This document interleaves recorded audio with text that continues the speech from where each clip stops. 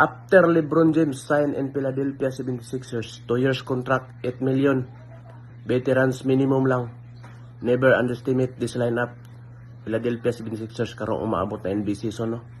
May LeBron James na, may Jaylen Brown pa. So pag pirma ni LeBron sa Philadelphia 76ers, daghan ang gustong player nga mudula sa Sixers.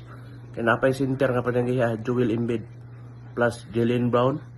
Nanay experience sa playoffs, nanay experience sa NBA Finals, NBA Champion 2024, Finals MVP 2024. So daghan kayong gusto mo dula sa Sixers, no? Plus naapay ilahang rookie karon sophomore na BG Itzcom. Siya ang pick number 3 nakuha sa Philadelphia 76ers sa NBA Draft 2025. Parisan pag point guard nga grabe ka slasher, Tyrese Maxey. So possible lineup karong umabot na NBA season: Joel Embiid, BG Itzcom, LeBron James, Jaylen Brown o si Tyrese Maxey.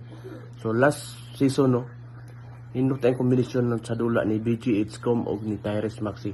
Ang kulang nila is last season is small forward o power forward nga consistent ang dinulaan.